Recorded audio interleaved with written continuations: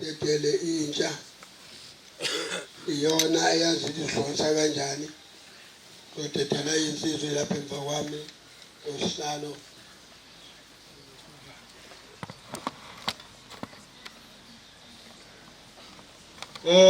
Osiyethu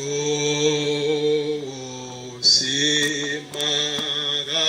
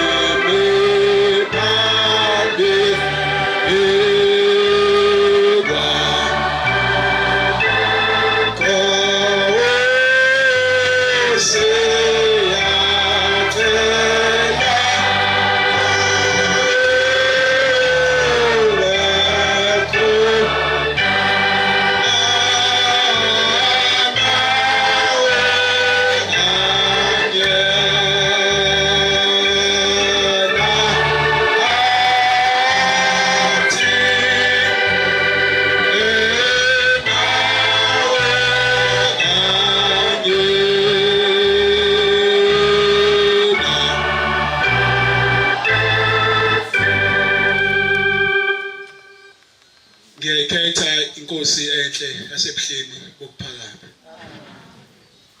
Baba umvangeli, abashumayeli, abakhokheli, abaphathiswa bentsha ehlukahlukene. Ngiyabona uNkulunkulu usimemile phakathi komuzi walapha eHlahlindlela. Masi lapha bantwana benkosi sisenkonzweni yabantu abasha. Ngokwamakhathini mina isibongo uzweni igama. Siphathisiwe ke umsebenzi wale region yaseBhodwe. NABACHU, Nazareth Baptist Church Youth for Shembe. Okuyi-Middle Coast. Kwathiwa i-Middle Coast ngoba siphakathi kwe-South Coast ne-North Coast. So we are in the middle. Masi lapha ke sibaningi kakhulu. Sisuka endaweni ehlukahlukene. Phakathi kwethu kukhona uhlalo wakule region, wale sub-region, umfowethu Chongo. Khona umfowethu waseNdwedwe South, umfowethu Bhingu. Khona umfowethu uNgobese waseNdwedwe North. Bese kuba khona umfowethu Khawazela weLembe. iLembe umaphumulo ofaka neKhanskopo. Bafowethu siku national visit. Okubalekile ukuhloniphana. Njengoba kukhona obaba bethu phambi kwethu nomama bethu ukuhloniphana.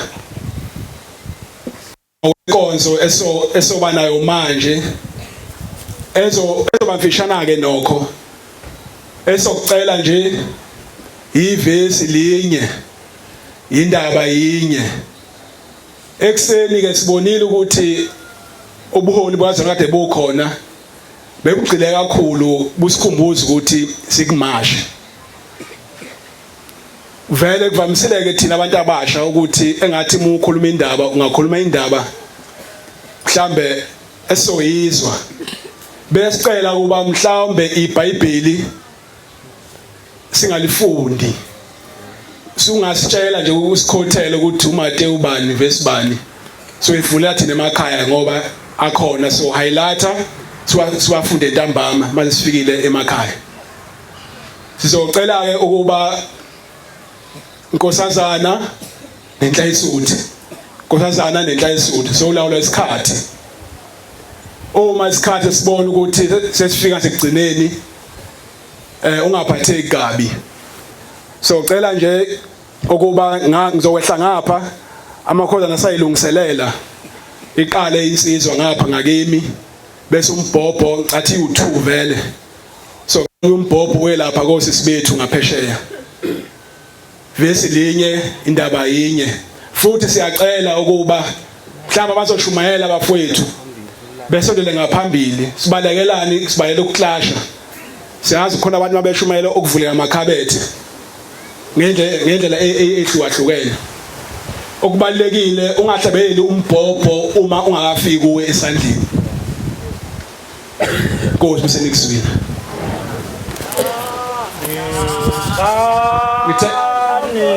Ngithe abantu abeze ngaphambili umbhobho awuhlabeleli ungafiki kuwe esandleni ukuze sibalekele ukuclasha. Amen. Zani NABACHU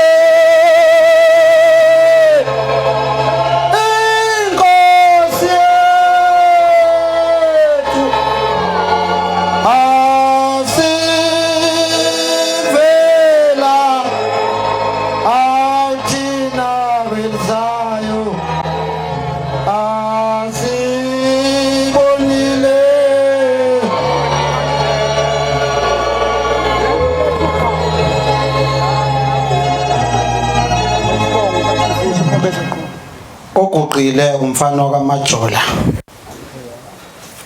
ngingwasolundi hlala kahle ithempeli ngokomsebenzi omkhulu ngilapha kule subregion yakwaPinki ithempeli ngiphuma ngaphansi lapha esigodini saseNewland ayibonga Nkosi.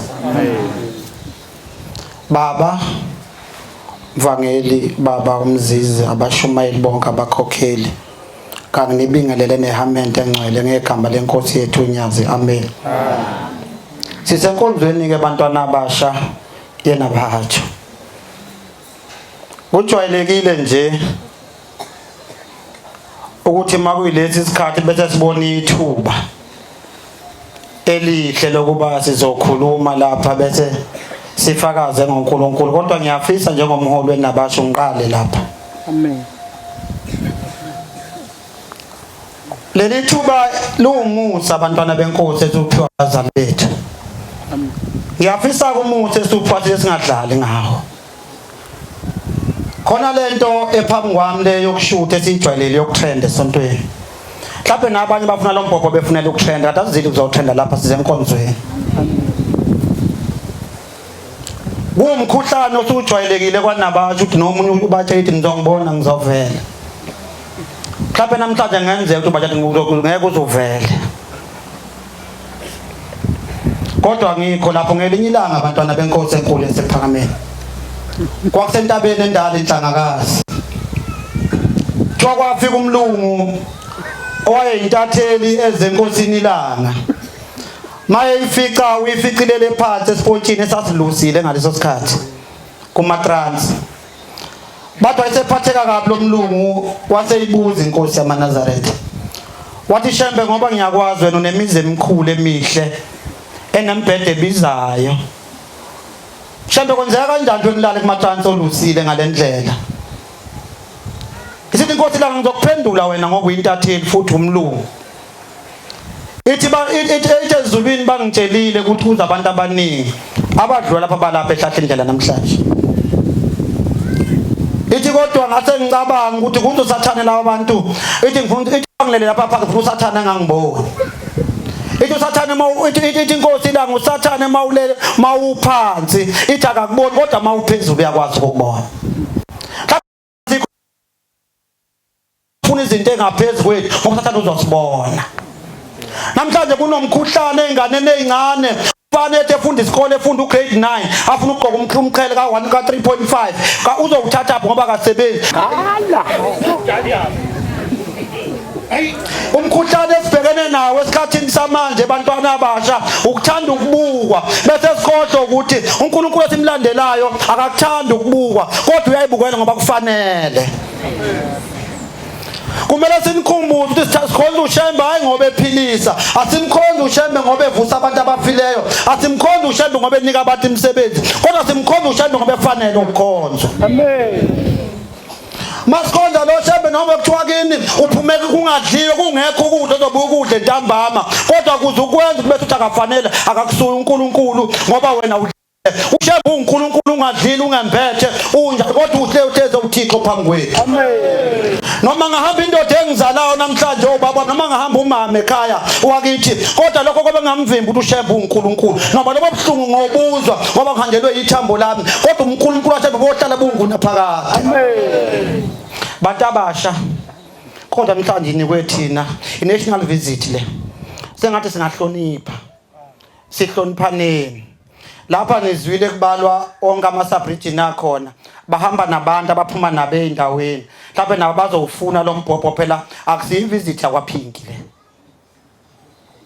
Siwabekile okwaPhinki amavikini adlule naliyeka ithuba namhlanje sivakashele bantwana benkosi azophinde futhi asiwabeke namanje seyiyeza neconference namhlanje asiyiqoqeni ivisit yaPhinki sazohlala namanye nilithole ithuba namhlanje national visit khona amanye amarade ngibona abaphuma le South Coast abeze lapha khona basuka komaphumulo beze lapha ngakho kwasiyiqoqeni umuntu ahlale phansi. Ngiyabonga inkosi busisene kuzwela.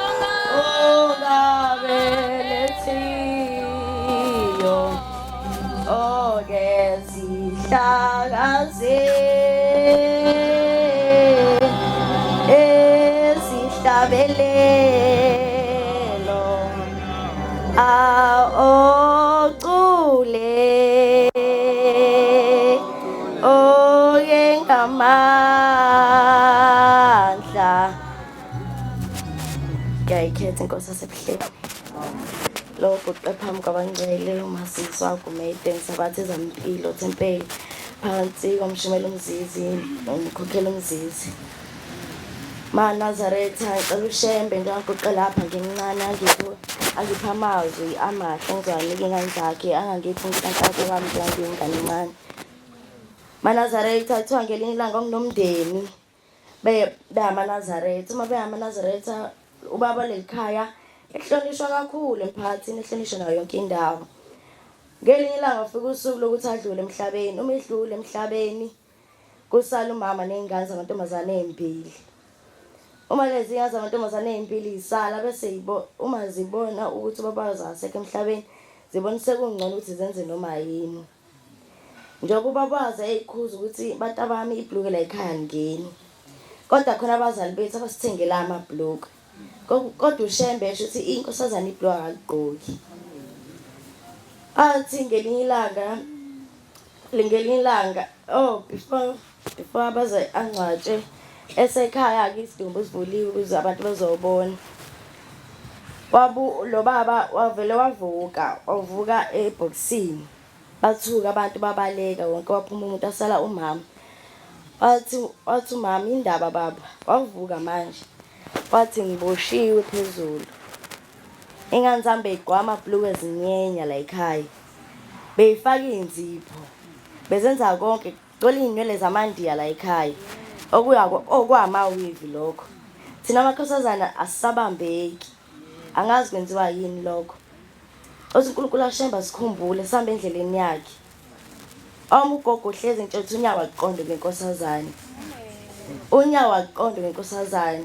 Singakuboni uhamba emgaqweni ufaka ibhlukwe. Isekuseni uyavuka namapijama amade kodwa inkosazane. Cela uNkulunkulu azasikhumbule. uNkulunkulu akhumbule umndeni wami phansi ekhala ngobani. Khona ukuxabana okukhona ngicela ushemba aqede.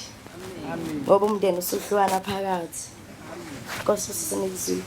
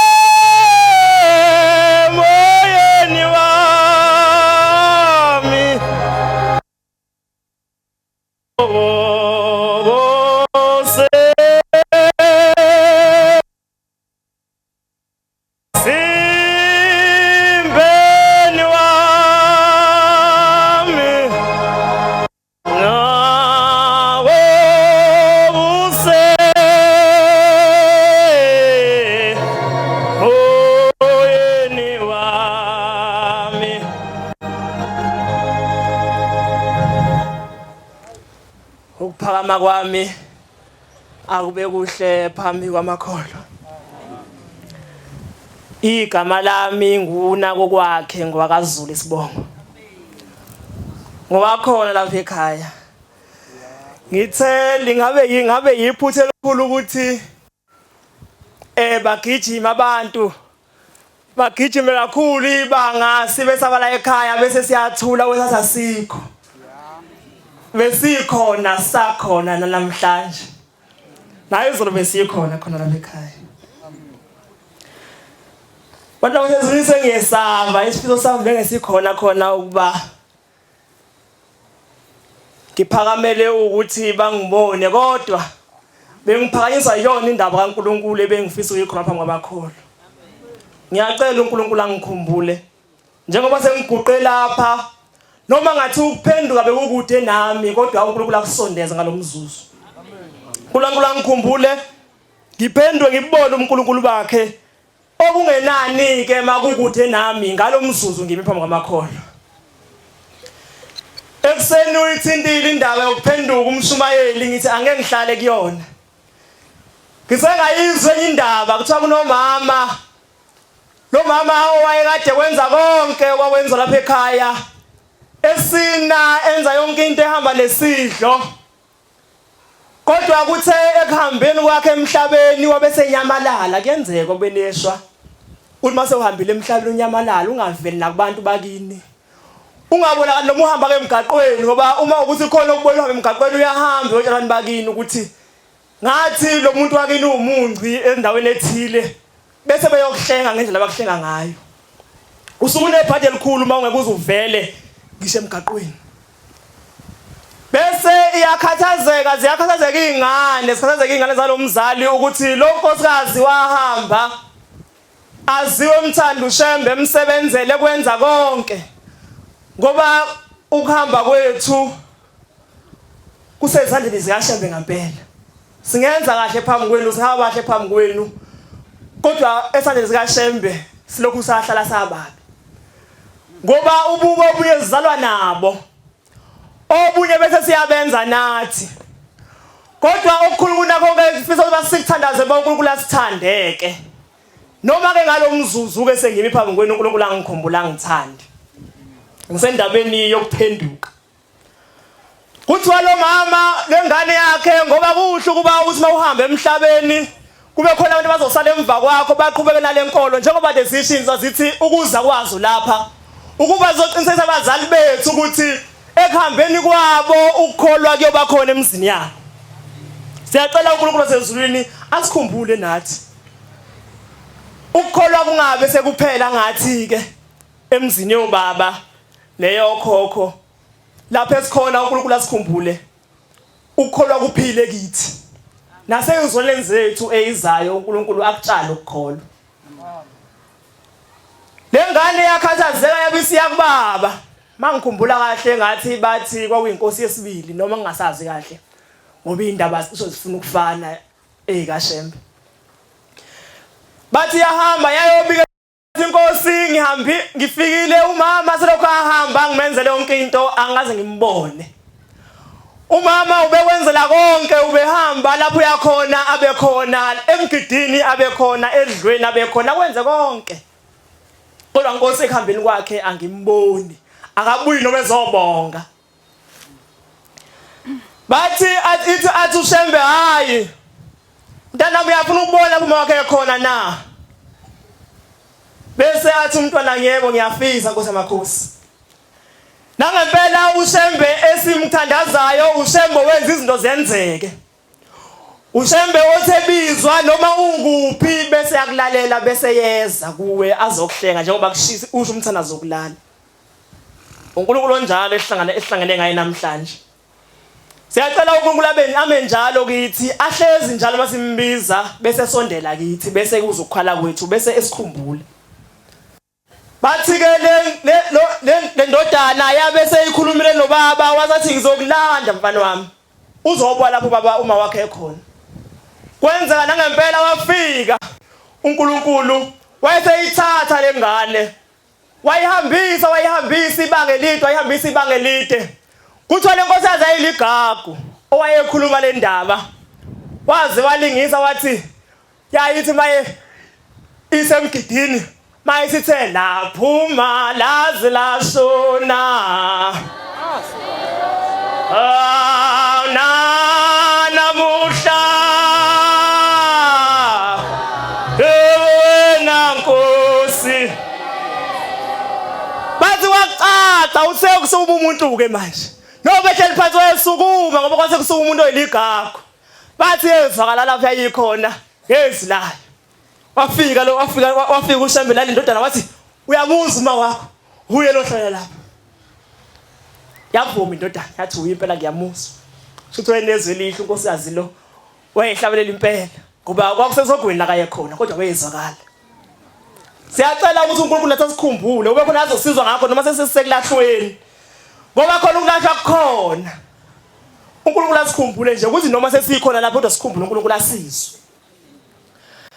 Bathi yabe uShembe sethi lalela-ke mfana wami ngoba sewuze kumina mina ngumthetho wamaqala onke. uShembe ungumlamleli wethu ungumthetho wamaqala onke alikho kuye elingathethwa naye lokhosazi webese esezuza inhlanhla yokuba elakhe icala lithethwe akhunjulwe. Kuthiwa yathi inkosi yamakhosi faka intambo lapha bese lo mama uyamonyula. Ngisendabeni yokuphenduka Nkosi yethu nomhlaba ngiyacela Nkosi yamakhosi ungikhumbule nami ngiphenduke ngoba kasikwazi ukuba ukuphendwa kukwenzani njengoba ngisho kuthiwa wenza konke nkosikazi nami ngithi ngikwenza konke kodwa mangafika ukuphenduka kimi ngiyacela Nkosi yethu nomhlaba ungikhumbule ongenani ngalomzuzu ngiphenduke.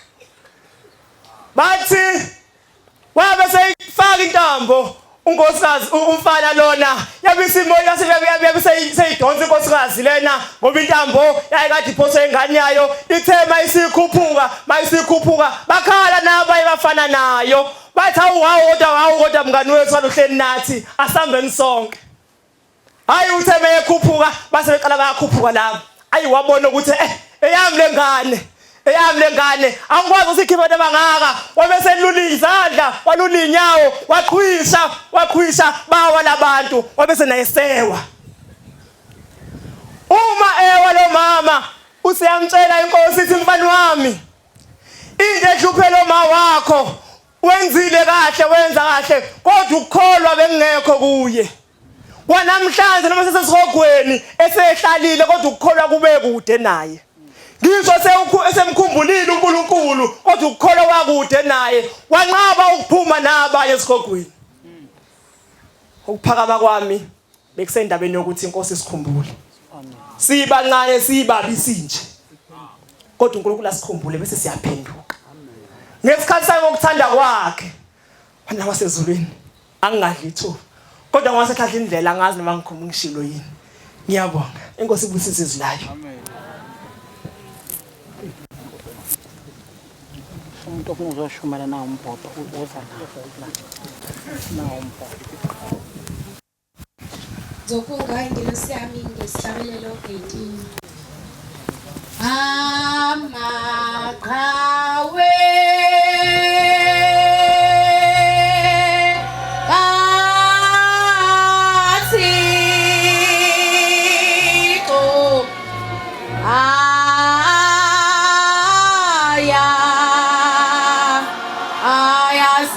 Ketela amaqhawe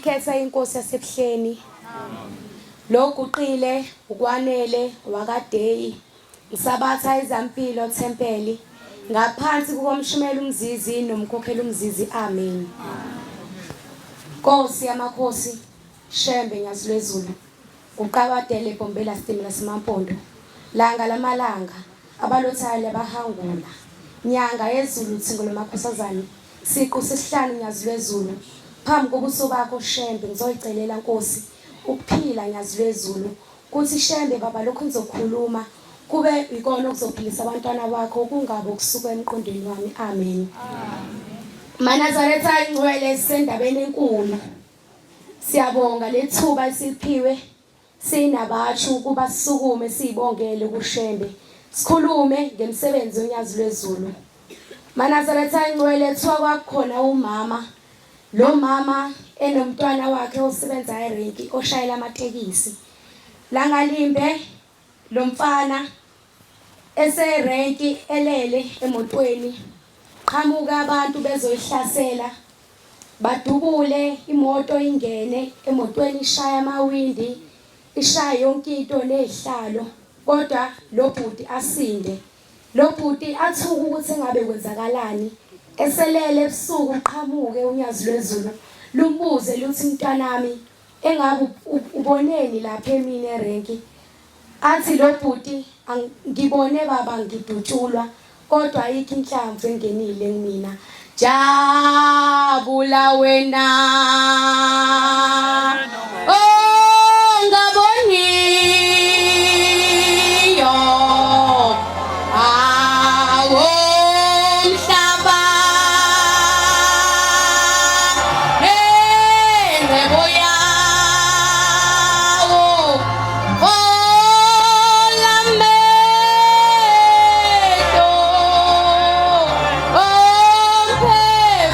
omphefumulo awabone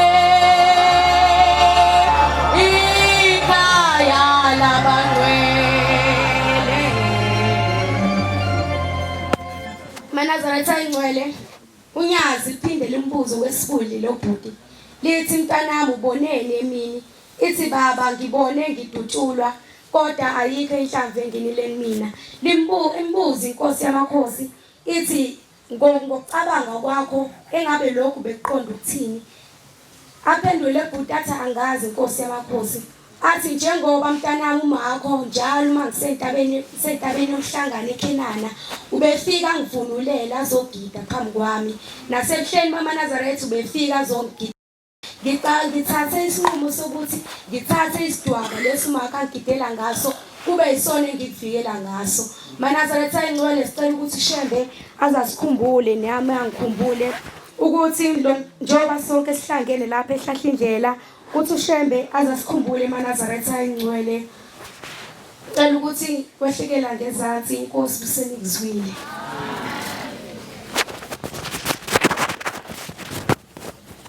Siyabonga Yezombo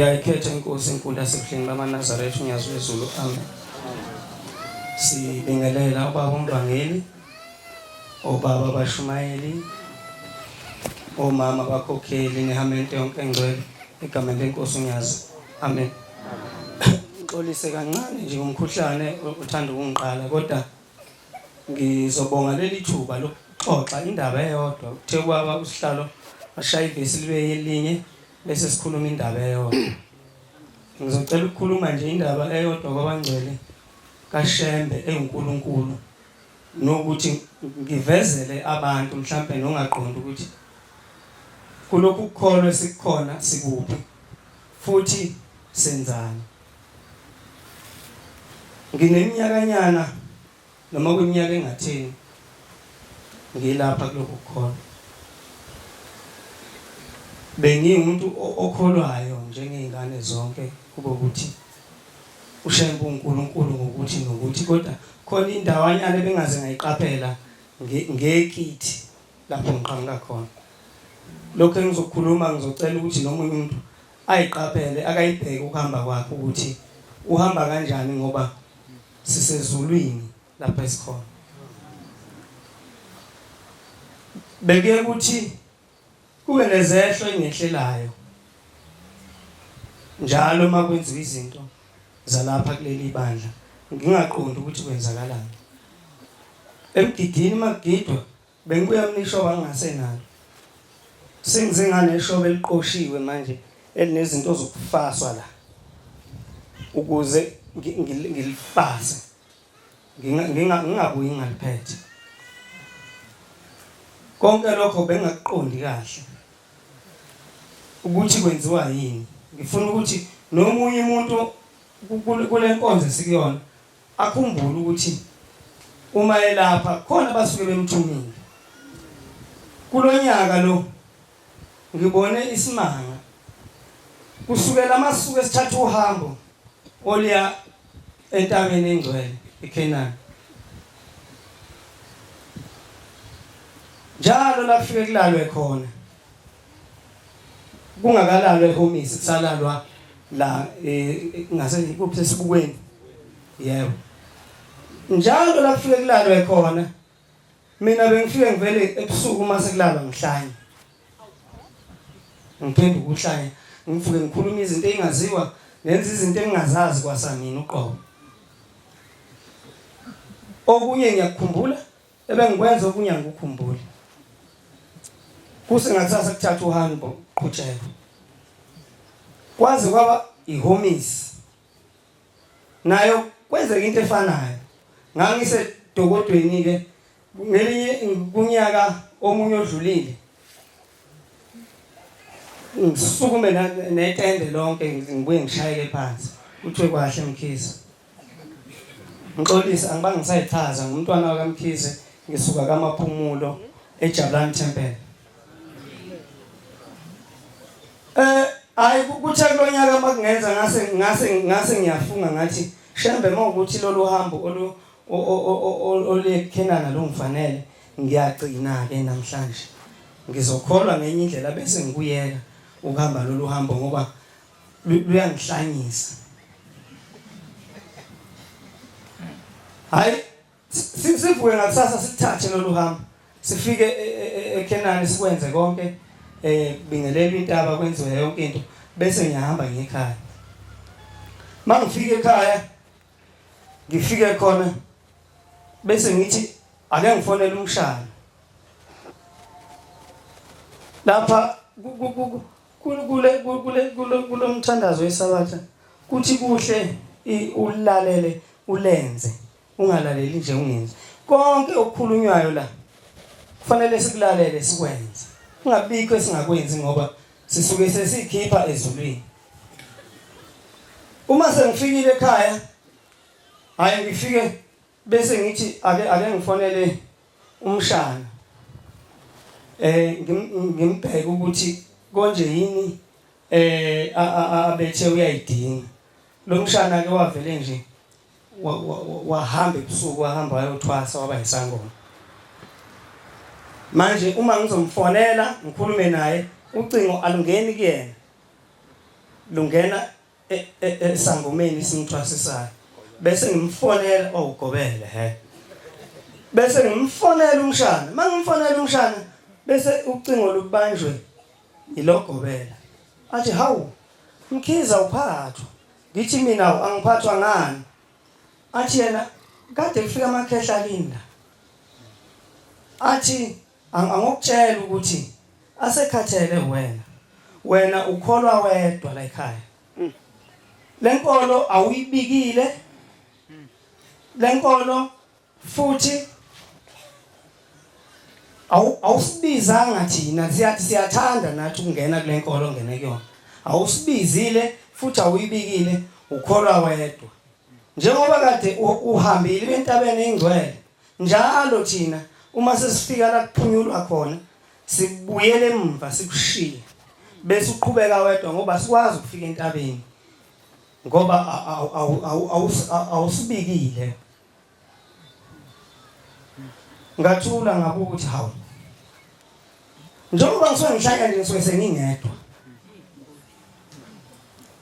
Konke lokho kwenzakalayo ngisuke ngingasenabo abantu abangibhekile. Ngihlalelwe lo msebenzi wokuthi kufanele ngiye ekhaya ngoba ekhaya lithi umkhizi wonke alikho iNazaretha.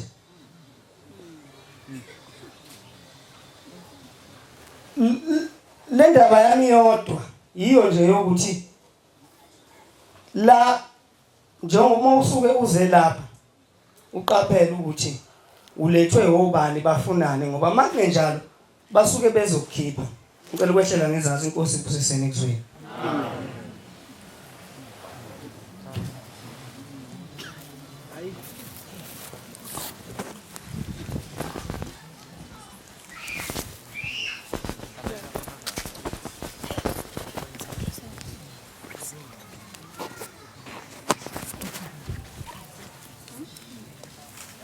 Ngiyayikhetha inkosi enkulu yaseZulu.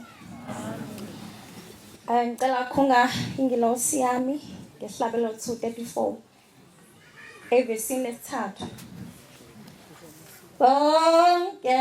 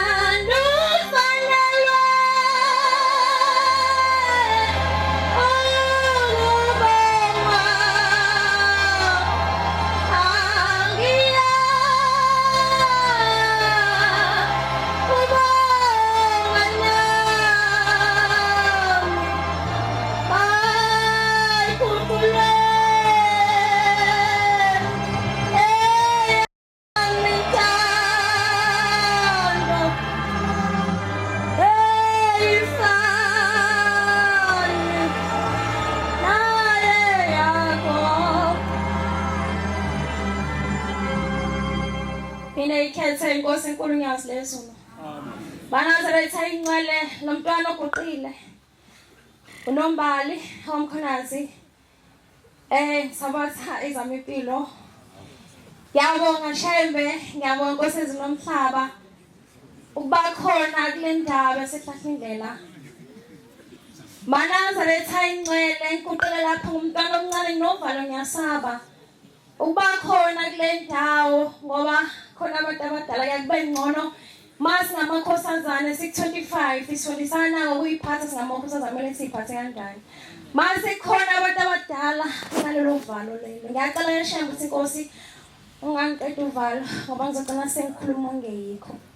Banazaretha siyabonga Shembe kumema kulomuzi. Ngibonge nami ukuguqa kule ndawo.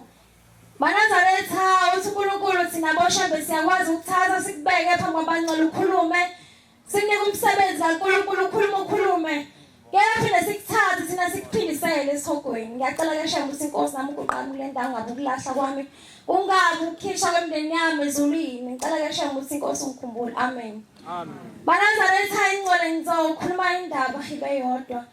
Banazaretha ingcela kuthiwa kunobaba wayine umthandazo ayi wasefunda umthandazo iphatha inkonzo kwase kuba mnandi saziyo lo baba ukuthi hayi mase iphethe inkonzo hayi abantu aphuma bonke bengcongcoza ukuthi hayi ubani ozoyiphatha inkonzo Thoba iphatha inkonzo Banazaretha lo baba uthapha qeda khona noma ubani esho ukuthi awuyakhuluma lo baba sathi phakama inkosi yasithi Banazaretha ingcwele Unqumalo akazikwazi ngezulwini. Abantu abamangala uthi hayi bonke ngoba bekhuluma kahle ngoba kwenze njani. Baba nemibuzo eminingi njengoba saManazaretha nasingayibuza. Mama nomntwana ophamile wakhuluma kamnandi uthi mase khuluma nje ezulwini ngabe sekwenze njani. UNkulunkulu Banazaretha ethi unqumala akaye ezulwini. Abantu abafana noNcumalo abaye ezulwini ngoba uNcumalo yena ukhulumela ukuthanda, ushumayela ukhulumayela ukuthanda. Shuma uNcumalo yena akalikhulumanga iqiniso. Mina ngifuna iqiniso ukuthi mayikhuluma. Manazaretha ngiyacela uShembe asiphe ukuthi sikwazi ukukhuluma iqiniso. Uma sikhuluma sibike sisho imithetho abantu ekumendlela bahambe ngayo. Manazaretha singamakhosazane kuningi esibhekana nako. Ngiyacela uShembe sikhumbule ngoba nako 25 emathempelini nakuba NABACHU na yonke indawo. Shembe sitshela nako July kusiyasithanda masiphume entanda. Asiyala sitshele lokho nalokho kodwa thina masiphindele emakhaya siphinde senze ukwethu uthandwa yithi. Sikhohle ukuthi uShembe uyasithanda. Singamakhosazana. Ngoba hlale sibona singamakhosazana ukuthi umgidi mangabo umenyezela inkosazana. Phuma baba phuma ubani kepha khethwa thina. Wamanazaretha thina siyingilosi zikaNkulunkulu kepha kulesithasamani yayingazi ukuthi ngempela sinjengoba singamakhosazana simbethe ngokweqiniso yile nansuka mangabe khulunywa emathempelini sitshelwa kuthiwa inkosazana ngimele ngabe iluka ngamngeni lezamandiya angimele ngabe yenza lokho. Ushaka manazaretha mayithi akayifuni makhosazana usoyesazi uShembe ukuthi usholo ini. Manazaretha ubaba wavela komnye umama sekhuluma kuyena ethi njengoba lo mama ikhuluma yena sedlulisela esipholi wayesesho ukuthi ngale kwelizayo uyabona ukuthi la emhlabeni amakhosazana akasekho amakhosazana ayothi maqhanqa impi aseyikhomba ngemina emibili ibisiphela yonke thina ngoba esikwenza la emhlabeni phambana nemithetho kaNkulunkulu wena ufanelwe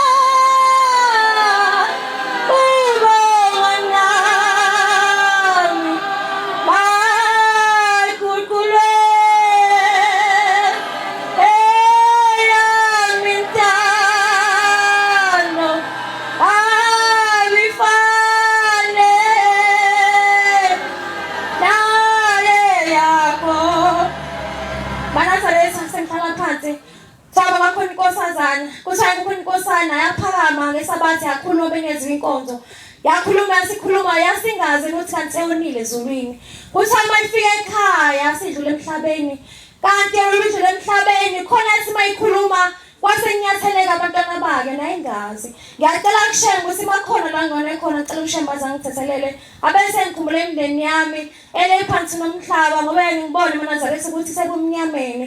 Ngiyayibona umzima ngikuthwele ngingumntwana ngiphuma ngihamba ngiyethempeli nabazali bami engathanda sisontweni kepha ngiyethemba ukuthi ngelinye ilanga uShembe dobenza imangaliso zakhe abantwaneni bakhe nami uyongikhumbula ilanga inkosi busana izwi. Ya lithanda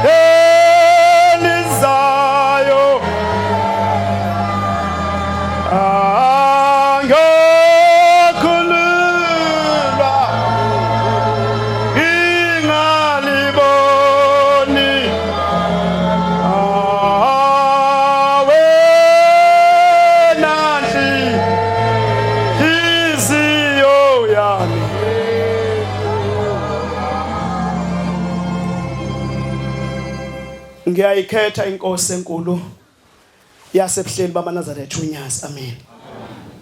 lo mfana oguqile owakangobese Sibongo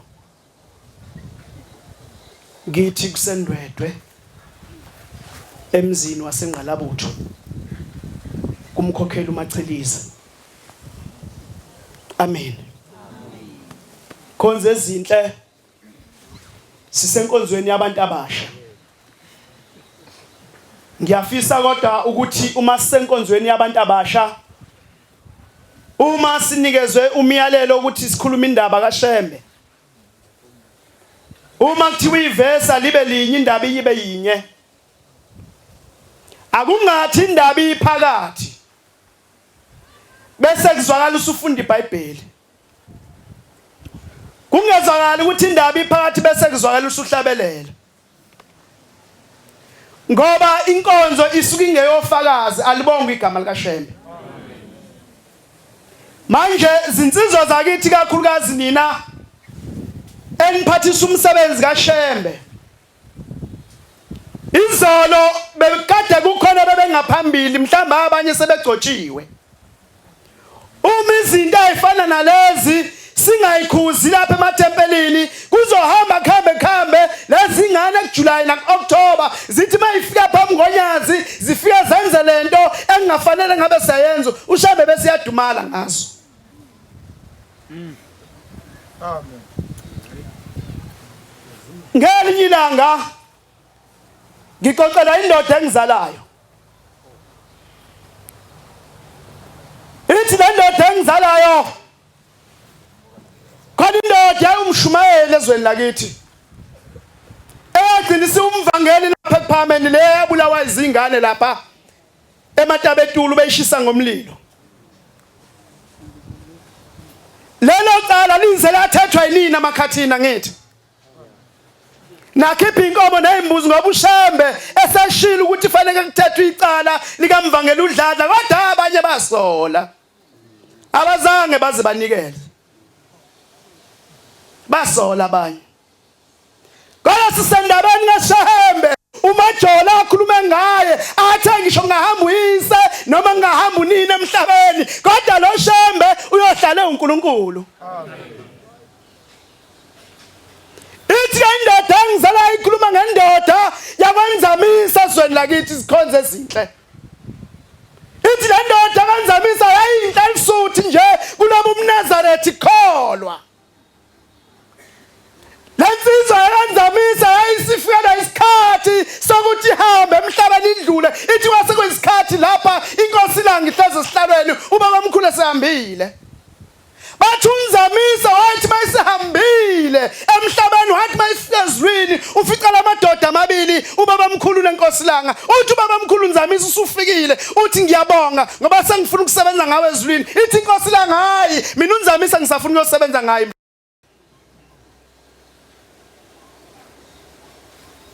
Ayisaphikisana lamadoda asezweni. uShembe bekade ekhona izolo weinsizwa nezintombi zakithi, yilo khona namhlanje. Amen.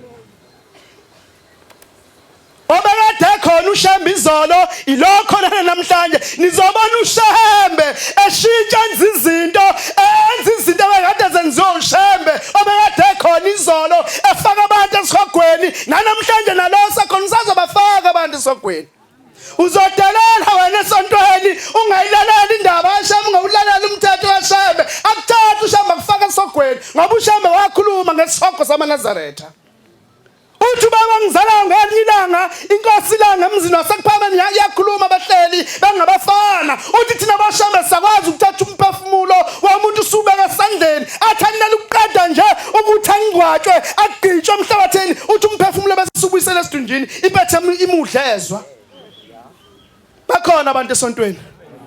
Le ndoda yakwanzamisa athi mahambe ephikisana ubaba omkhulu nenkosi langa, sekuthunywa isithunywa zikhonza izinhle ukuthi azihambe ziyobheka uNzamisa ekhaya ukuthi beyiNazaretha ngempela yini. Ithi inkosi langa emzini wasePhalamende umuntu umbona esontweni ngokuthi usehlubile ngokuqala sole eqala. Uthi baningi abantu engihamba nabo eningilandela amaNazaretha. Uthi kodwa into engiphatha kabuhlungu ukuthi angazi noma siya yini nane ezulwini. ithi ke inkosi langa umuntu mayendlalisuthi engenazi isikosha sibomvu engenazi isikosha simnyama engenayo injobo uthi lo muntu uhlubukile njobe usenjobeni nje enhlalisuthi wena wasina esikoshini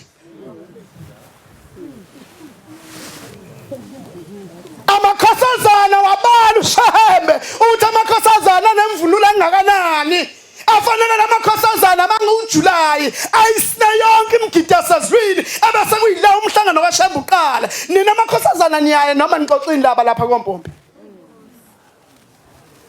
bakhona abantu esontweni uthi ka unzamisa uma ngabe sebavumelene kwasekhishwa ingilosi uthi hamba uyobheka ukuthi unzamisa eboxini lakhe sikhona yini isikosha sibomvu sikhona yini isikosha simnyama ikhona yini imvunulo yenjobo uthi yahamba imizuzwana emincane ingilosi yathi mayibuya yabuya yamfakazela unzamisa ukuthi beyinhlalisuthi yalapha ekhaya zinsizwa zakithi sikhona isikosha emabhoxini ethu Yebo, amen. base unzamisa wayesiyavuka esidunjini sakhe ngoba uShahembe enguNkulunkulu ayibonga inkosi wathi umvangela uDladla engumshumayeli ethemba yena esegotshiwe seumvangeli wasegotshwa le ndoda kwenzamisa yabo umshumayeli yashumela ivangeli ezweni lakithi lakugcwala namhlanje amaNazaretha amaningi ezweni lakithi alibonga igama likaShembe Nkosi busisene kuzwile Hayi.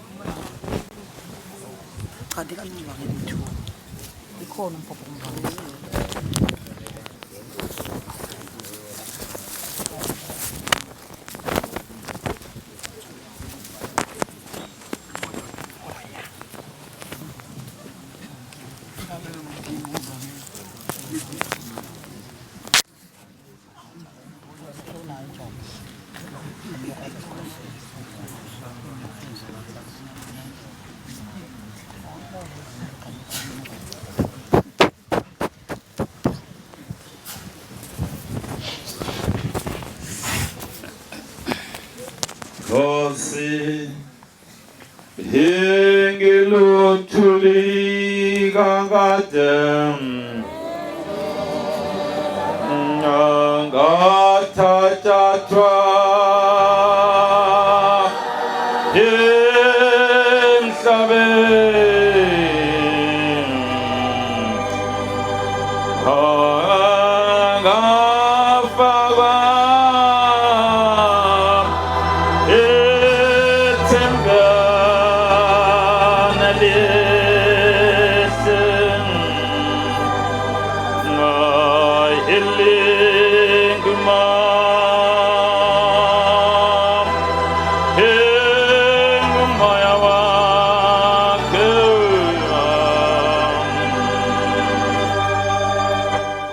Siyabonga abantwana bahle basezulwini